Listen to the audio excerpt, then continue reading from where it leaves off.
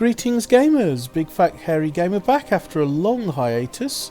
Don't need to go into details, but suffice to say the last few months have been, shall we say, suboptimal. And that's not just because of COVID-19, which has caused various hardships and losses that we're all sharing. Frankly, with being stuck at home for nearly a year now, unable to do the things I wanted to do, and with almost everything on the news being depressing, I've needed a break from, well, life itself. And what better escape from life than an old favourite fantasy role-playing game that's basically got me through most of my worst parts of my life. Since this game has gotten me through many of the most difficult times of my life, I thought maybe I should repay the favour. Now, World of Warcraft has been going since 2004, so it's a very old game and may come across as a bit dated despite the new character models, and that got me thinking, is this game still worth being picked up by the next generation of people? Well, to listen to many of the YouTubers, and I know those YouTubers do love the game as much as I do, but to listen to them, the consensus seems to be, no, it isn't. Most of the YouTubers I've seen and many of the players I've talked to have expressed grave concerns about the fate of the game, and quite honestly, I think they're right. This game is indeed dying, and unless there's an influx of new players, this game is not going to last much longer.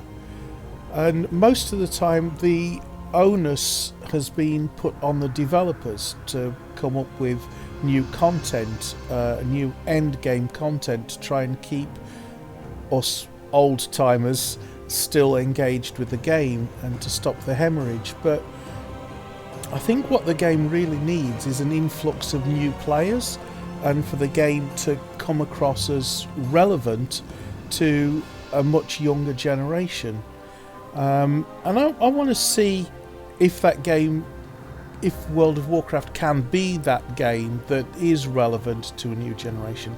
Can it compete with the likes of the new games that are coming out? So in this series I want to do a leveling series. I'm going to level from 1 to level cap just to see what it's like for a new gamer, and maybe offer some tips, and we'll see if World of Warcraft can stay relevant even in the current market. So with that in mind, let's start off with the character creation screen.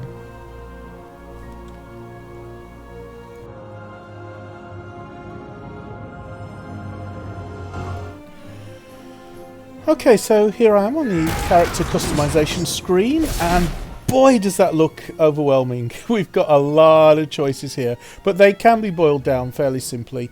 Your basic choice is male or female, up to you. I don't know that it makes any difference whatsoever. Then you've got your alliance and horde. All we really need to say is that the alliance don't like the horde and the horde don't like the alliance. If you choose an alliance, you can't talk to any player that has chosen horde, and if you are horde, you can't talk to any player that's on the alliance. If you try, Blizzard's chat channel will make it all turn out to be gibberish. Right, so alliance often is favoured by new players, and horde tends to be favoured by more experienced players.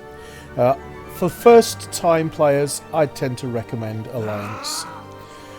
Okay, so now we've made our choice as to what sex we are and what race we are, and what faction we are.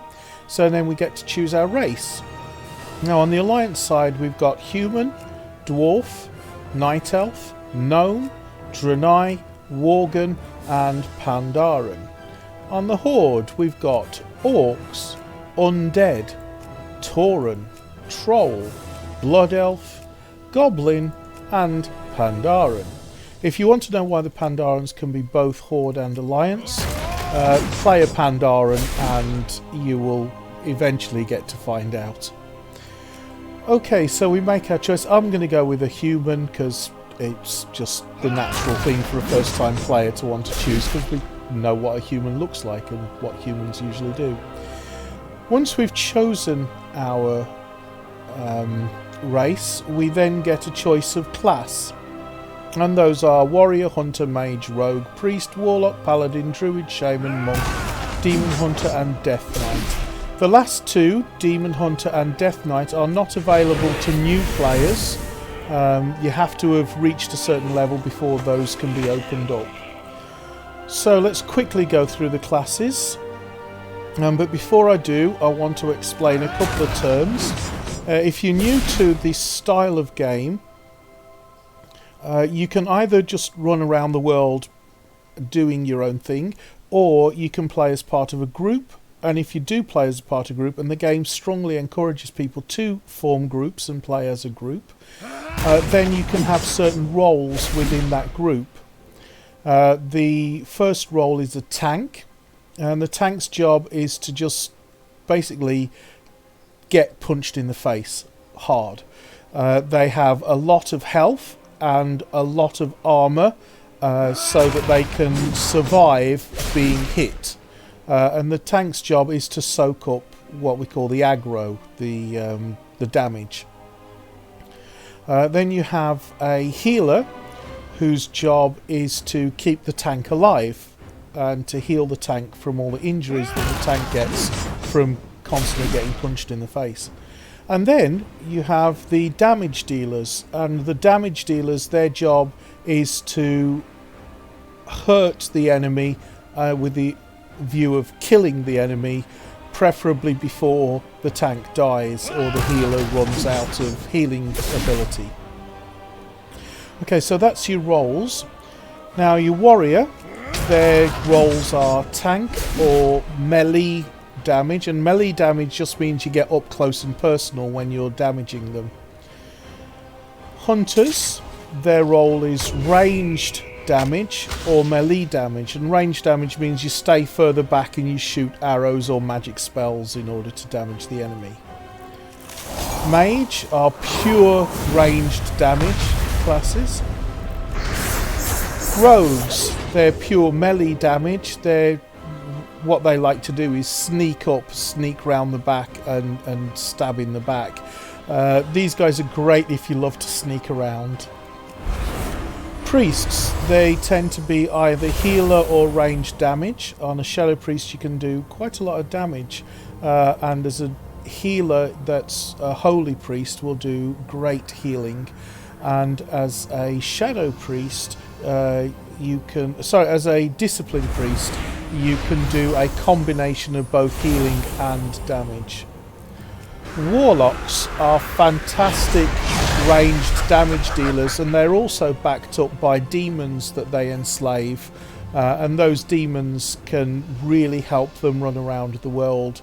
You can use your demon as a tank, and you can heal your demon and you can have other demons to do the damage. Paladins, these guys are very versatile. They can be tank, healer or melee damage. Druids are great, but you can't be a druid if you're a human. You would have to be either a night elf or a worgen in order to be a druid. Now druids, they can be a bit of everything, and if you really don't know what role you want to play, if you excuse me, your best bet is to go for a druid. They can be a little bit complicated at first to get to know, but they're fantastic. You can go bear form and be a tank. You can go cat form and be kind of like a rogue, sneaking around doing melee damage. You can be what we call a moonkin, or sometimes called a boomkin, and they're great big feathery owl creatures that do ranged damage. Or you can be in your normal form and you can do healing. So that's great if you don't want to make up your mind as to what role you want to play and you want to sample a bit of everything. Shamans. Actually, you can't even be a shaman on a human. What can you be as a shaman? A Pandaren or a Draenei to be a shaman. And shamans are mainly healers or ranged or melee damage. They're not tanks. What they are famous for is healing, to be honest. In groups, you will often find people prefer a shaman healer. Monks. They are such a fun class, I've got to be honest with you. And they can be tank, healer or melee damage. And the other two you just can't play as a new character. So with that in mind, you pick your character. I'm going to go for a hunter because I like them. They're very, very easy to play, especially when you're just beginning. I'm on a Draenei. It doesn't really matter which one you choose. So I'm just going to stick with Draenei, and I'm going to click Customize. Okay, so your next choice, you can go and change your skin colour, your face type, your hairstyle, your hair colour, and your facial hair. I don't really care what I choose personally. Some people care about how their character looks. I don't, so I click this dice which just randomizes my appearance, and there we go. Okay, so then we need a name, and I'll think of a name for a Draenei hunter. Well, obvious one for a hunter. Gilgamesh, from the Epic of Gilgamesh. Okay, and I get a choice of Exile's Reach or Amenvale, but if you're starting for the first time, you only can do Exile's Reach, so that's the one we're going to play. And now it tells me the name is unavailable. Well, that sucks. Okay, so let's change the spelling of Gilgamesh and make it Gilgamesh.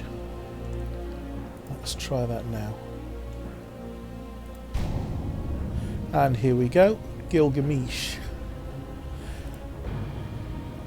Let's see what the introduction says to Exile's Reach.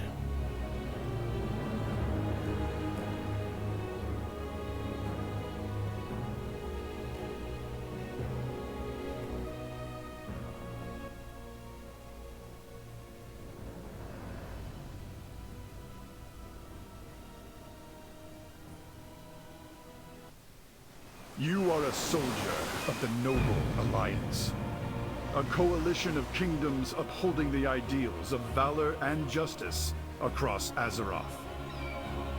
An Alliance expedition sent to explore an uncharted island has recently gone missing. As a bold new recruit, you have joined a rescue mission departing from Stormwind. Find the lost expedition members and bring them home.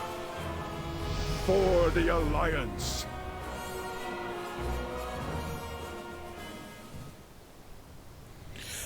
Okay, and we'll leave it there, and we'll pick up in the next video. Hope you enjoyed this video, and I'll look forward to seeing you in the next one.